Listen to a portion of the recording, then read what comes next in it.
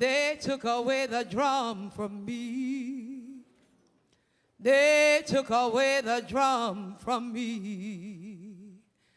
Then I used my voice and I used my way, and it sailed to the ocean, to the bottom of the sea.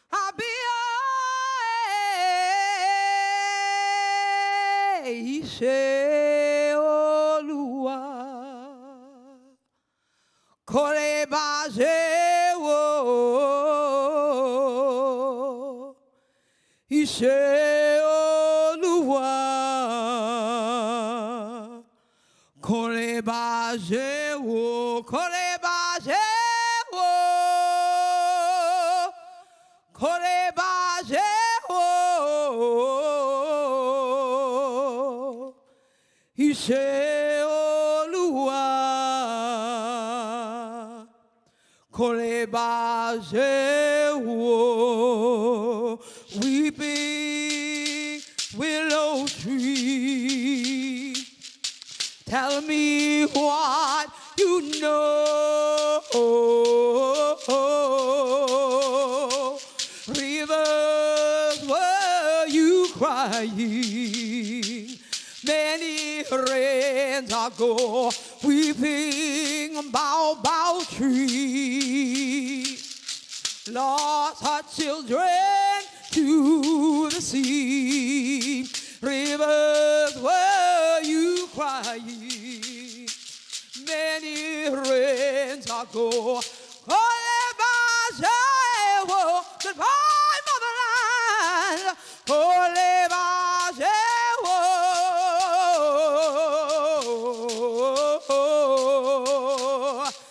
Rivers, were you crying?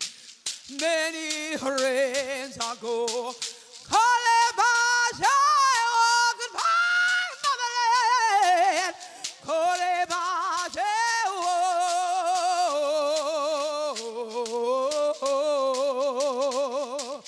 Rivers, were you crying?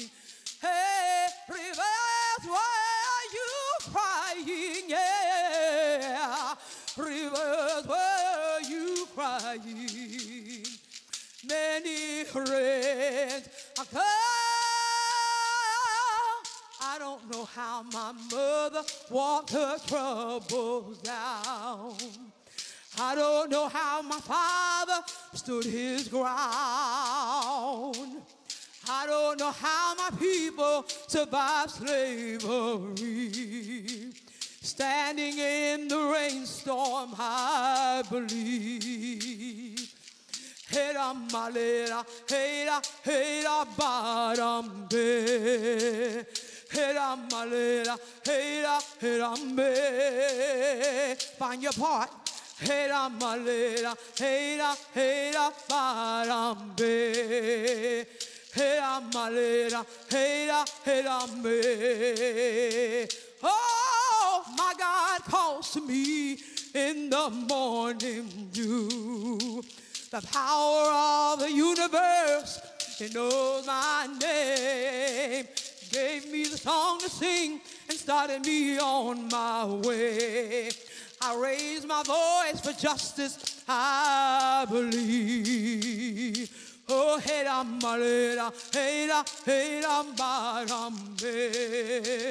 hera malera, hera herambe, hera nele, hera malera, hera barambe, hera malera, hera herambe.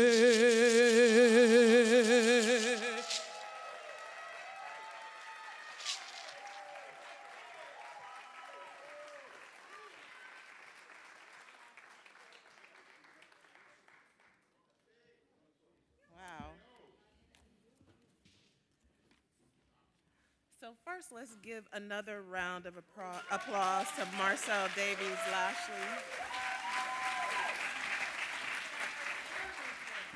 That was a beautiful way to usher us into this short program so you all can get back to partying.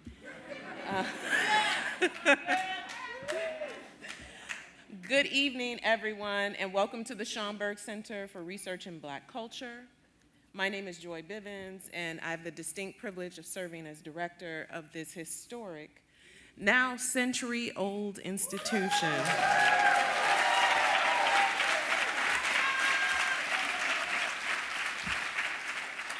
So many of us have been working in anticipation of this moment, and now it is finally here, and we can say it flat foot, full throat, all of that from the chest. The Schomburg Center for Research in Black Culture is 100 years old.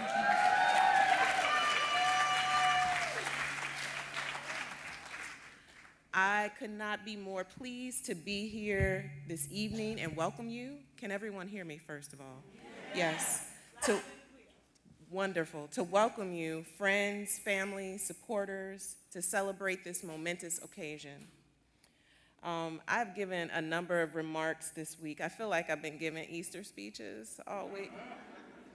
But the theme of gratitude remains. And I am so grateful to members of the Schomburg and Langston Hughes Society for their support. Do I have members of the Schomburg in the house? Let's give them a round of applause. And if you're not a member, it's not too late. You can do that tonight. I want to offer gratitude to all members of the Schomburg staff, current and past. Fantastic. I want to especially acknowledge the programs and exhibitions team for keeping us together today. Making these kinds of things happen is not easy, so I thank them for their dedication, their hard work, logistics. And I also want to thank colleagues from across the New York Public Library for their support and work on making this celebration happen. This really was quite the team effort, so I want to extend thanks to everyone.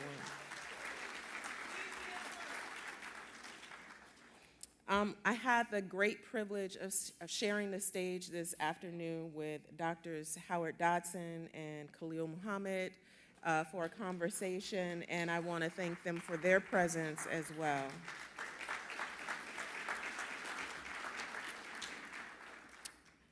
I would also like to acknowledge any board members, any Centennial Advisory Committee members in attendance this evening. And I'd like to recognize our Harlem cultural community who's here tonight. Thank you for being here.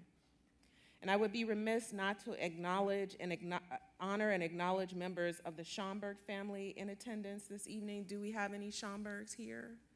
I see you, Asia. Can you please stand?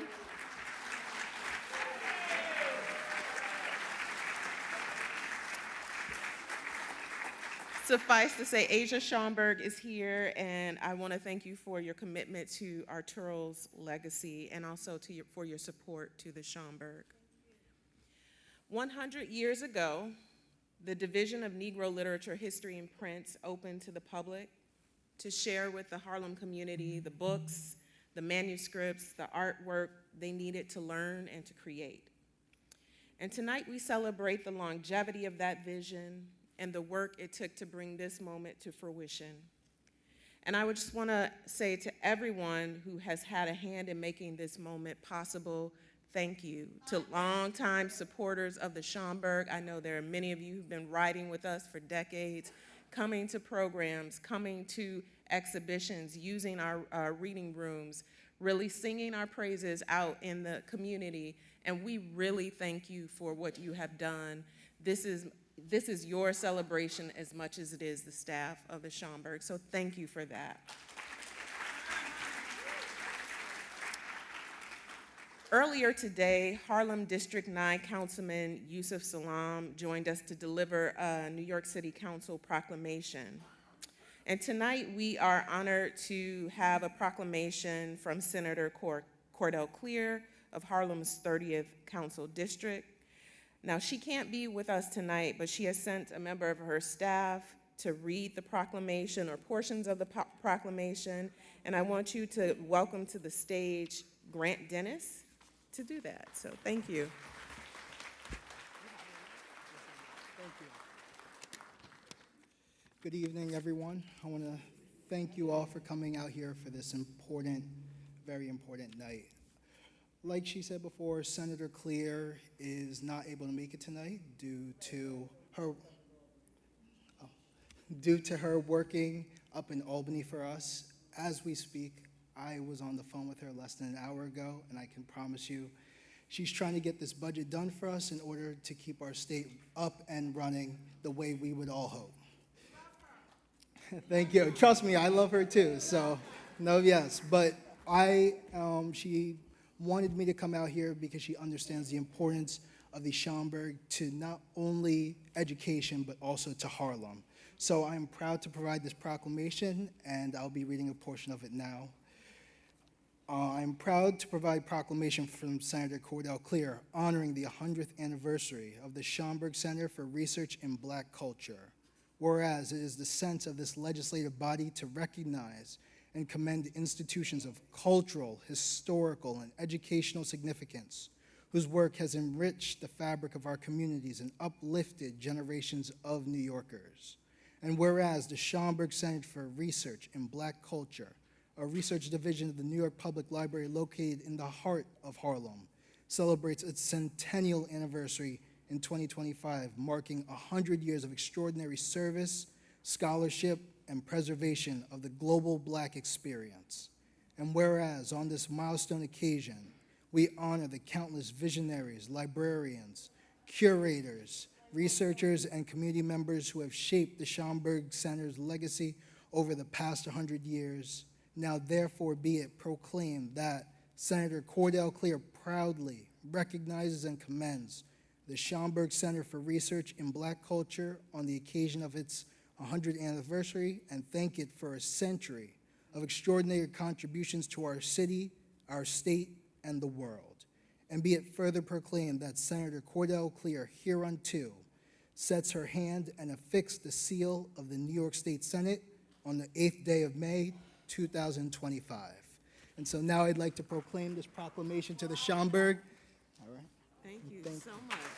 All right, thank you. Are we taking any photos? Okay. All right. Perfect.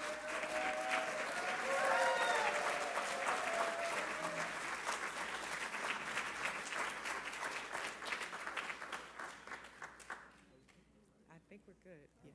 Thank you. Fantastic.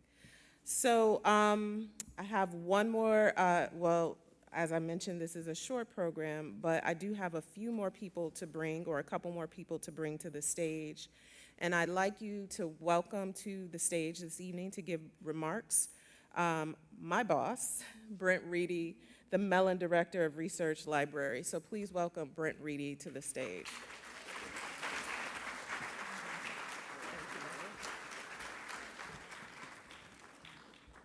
Can you get one more round of applause for Joy Bivens, our fearless leader?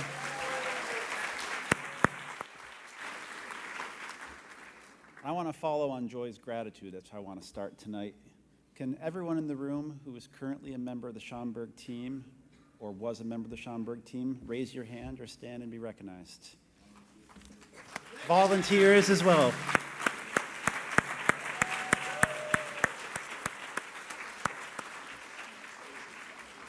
Now, just as important, can everyone who has supported the Schomburg with their time or their money in the past raise your hand and be recognized for making this place what it is?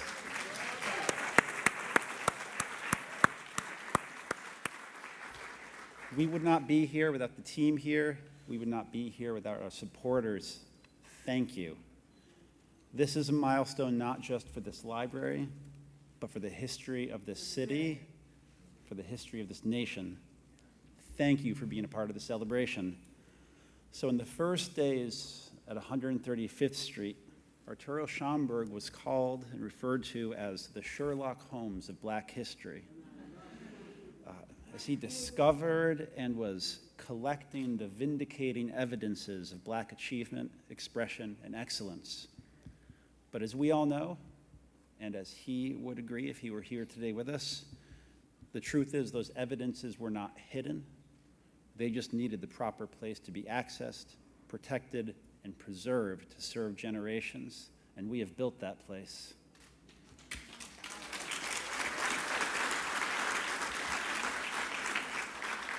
I'm so glad you're here, Asia, tonight. It means so much to have the whole Schomburg family as part of these celebrations, and what Arturo started 100 years ago will continue to echo for centuries to come. For the last 100 years, the staff here has taken his vision, nurtured it, and allowed it to flourish. The torch has been carried and passed forward by Ernestine Rose, Catherine Latimer, Jean Blackwell Hudson, Lawrence Reddick, Howard Dotson, Khalil Jabrin Muhammad, Joy Bivens, Kevin Young, and all of the team along the way who cemented the Schomburg Center's legacy and made it a place where Black history is discovered, protected, and advanced. So with just a library card, and by the way, I hope you all, did you all get this? How good does this look, huh? If you didn't get one, we might be able to get one out there. If not, come back anytime in the next year to this branch or another branch and you can get one.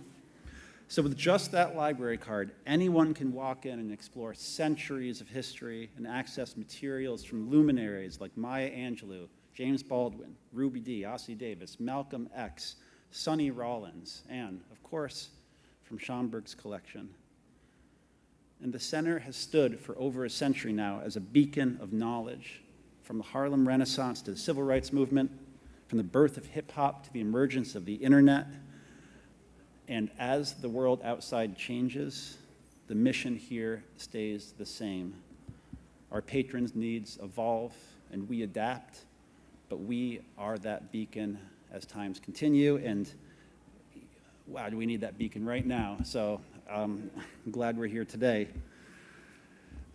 So beyond the collections, I want to take a moment just to note the incredible institution that this is and what it offers to the public.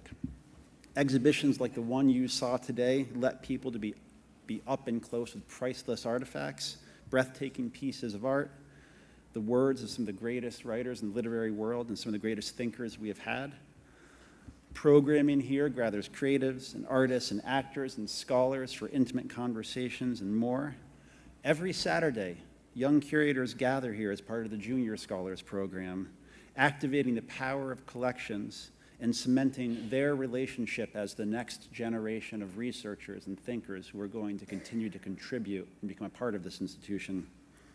And every day, the staff works tirelessly to advocate for the power of libraries through their reference work, through film screening, through open houses, through classes, and more. And most importantly, all of this is free and available to anyone who wants to be here and take part.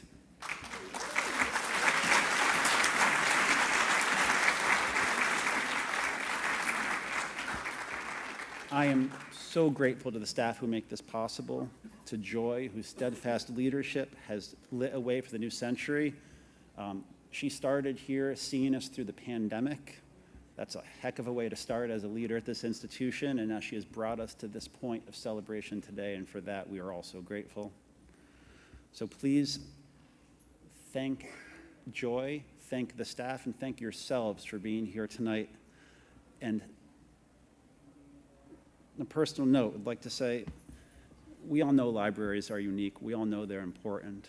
We know that today, more than any day, we need libraries and we need institutions like this. We've made it to 100 years. We need your support to go another 100 years. So we expect to see you back over the next year as we continue to celebrate.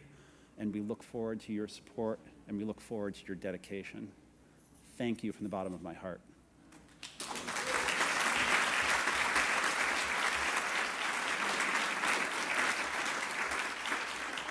Please let me welcome Joy Bivens back to the stage. Joy.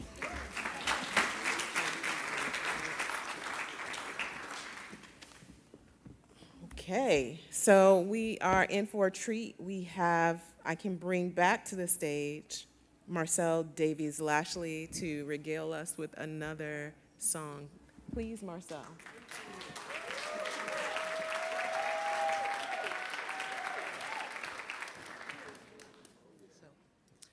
You don't know it yet, but you're clapping for yourselves because you're going to sing.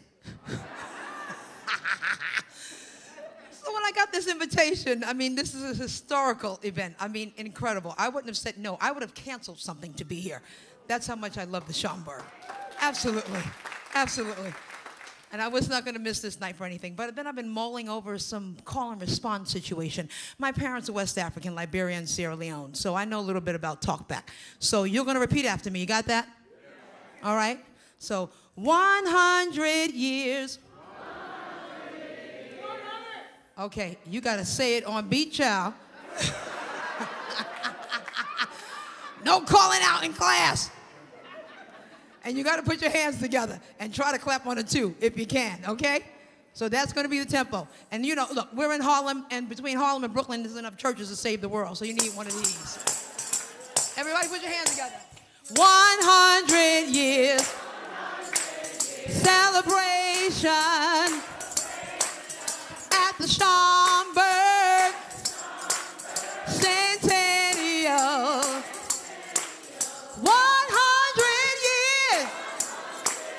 Celebration at the Schomburg Centennial.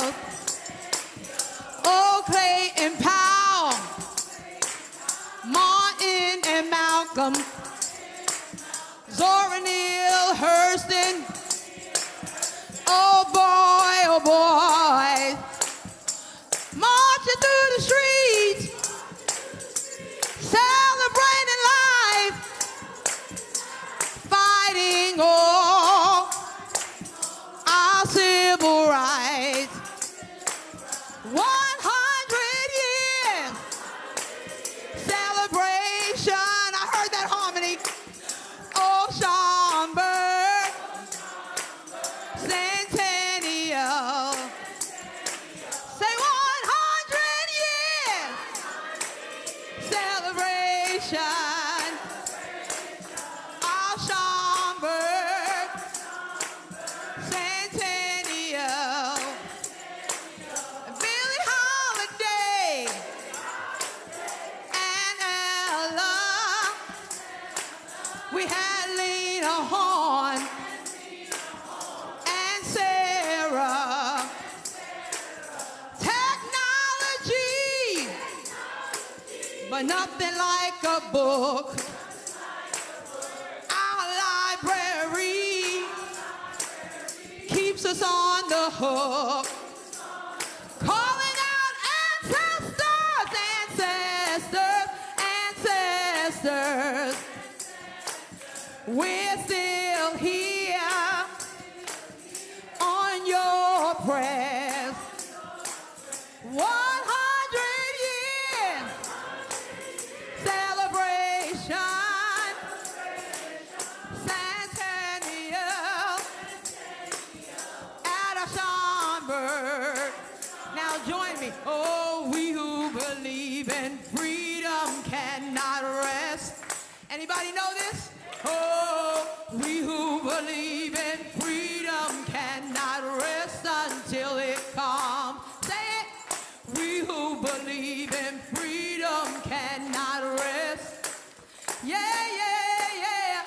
We who believe in freedom cannot rest until it comes. Oh, for 100 years. Centennial at the Schomburg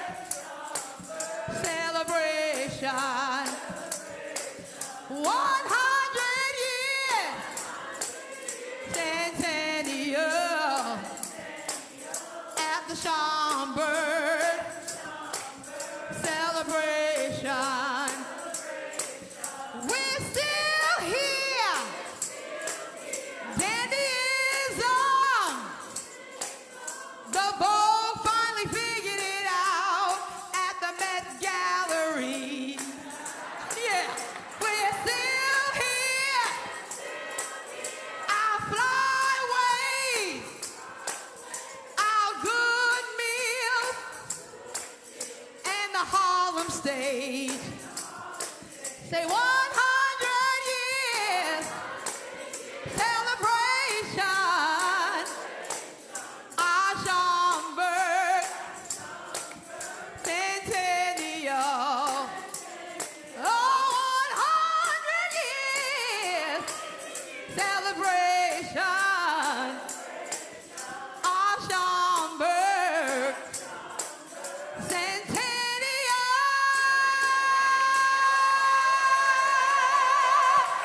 Woo!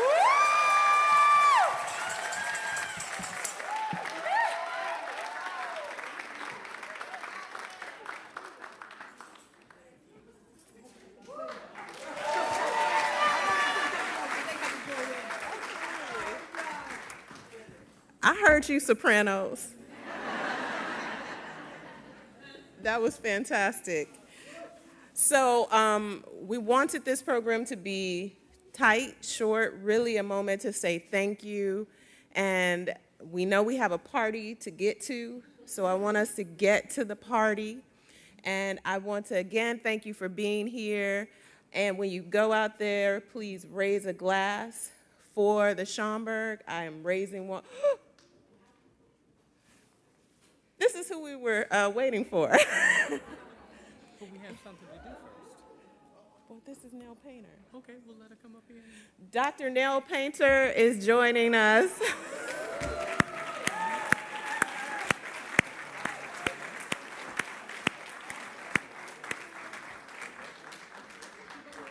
Yes, please. Thank you for being here. Thank you. I'm so sorry. I just came from Jersey. So we asked Dr. Painter to come and share some thoughts about the Schomburg, and she was so gracious to do that. Please join me in welcoming Dr. Nell Irvin Painter to the microphone. Thank you. Hello, I'm so glad to see you. And thank you for bearing with me. I feel like, just a little old lady. Okay. So, celebrating the Schomburg feels more crucial in the times we're in these times that we're in, when the National Museum of African American History and Culture can be imperiled, and the Smithsonian itself threatened. And actually, when I was in this long ride trying to get to you, I read the news about what's going on at West Point, and you would tear your hair out. A double thanks to the Schomburg Center for Research in Black Culture for being the permanent source of essential knowledge. I doubly appreciate the Schomburg, first, as a refutation of a popular narrative today that claims that Black history is only an endless change of victimization. And you recognize that? Okay. And second, in quite the opposite direction, I appreciate the Schomburg as a gloriously rich resource for seekers in many genres. The very existence of this gloriously rich resource for seekers, the Schomburg refutes the narrative that says that Black history equals only injustice. That narrative that says history has nothing for us, that the archive is empty of Black people and mean-spirited and terroristic towards us.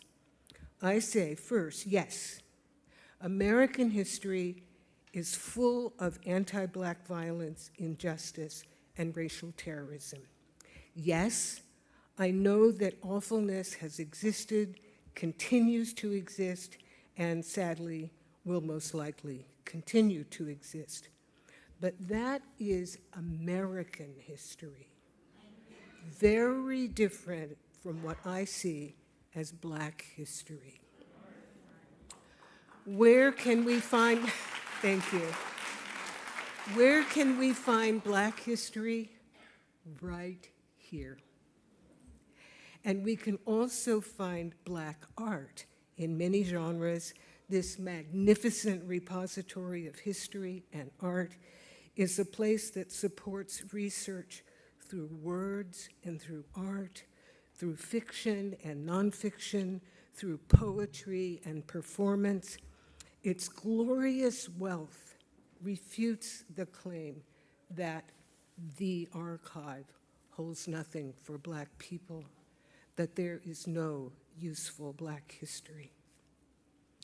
Obviously, as someone whose chosen vocation over several decades has been writing history beside colleagues who are both Black and non-Black, I know that we historians have been hard at work in the archives for 2 centuries. I'm thinking of George Washington Williams, 1849, 1891, who in 1882 published a groundbreaking history of African Americans in the United States. I'm sorry, the publication was 1892, it was right after he died. But the title is The History of the Negro Race in America, 1619 to 1880. So it came out before the beginning of the 20th century. As I said some years ago in my Black History survey, which is entitled Creating Black Americans, our history is a history of creation. That history of victimization is American history. What Black people make, what Black people have created is Black history. Thank you. As we see in the holdings of the Schomburg, beginning in 1926 with the acquisition of Arturo Schomburg's 4,000 plus items, books, arts, manuscripts, this collection grows continually. There is no static archive of Black history. Here, there's a lively repository of creations, our Black history. And this repository never ceases to grow. Here at the Schomburg are the sources of Black creativity in history, in fiction, in nonfiction, in visual arts, in performance art, and scholarship, and art that has not yet even been imagined. I'm grateful for the Schomburg Center in Black Culture and celebrate its 100th anniversary. Here's to the seekers who will continue to come here and work and write their history and make their art. Thank you.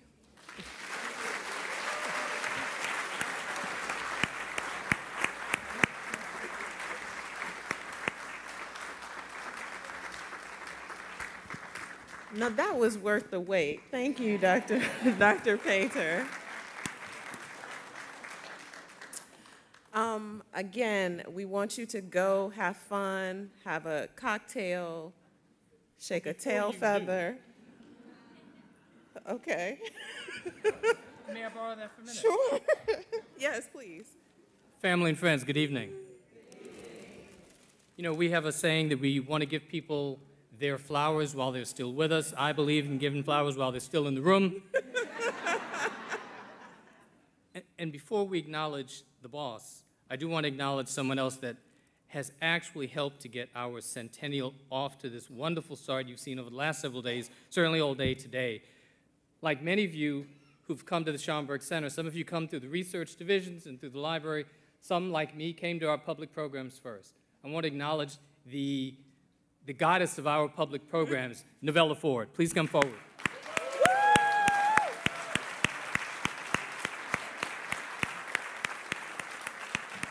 Associate Director of Public Programs and Exhibitions, Novella Ford.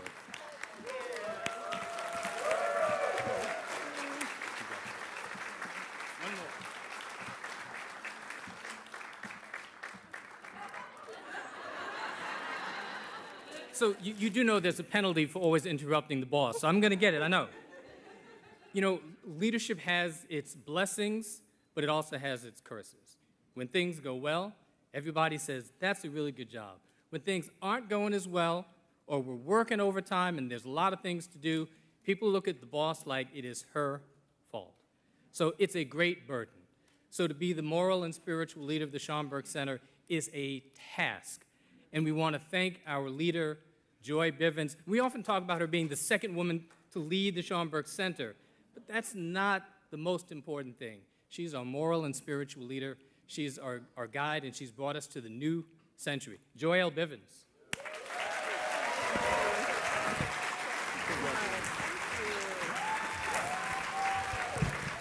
Now you can say goodnight. All right, it's time to party. It's time to here to celebrate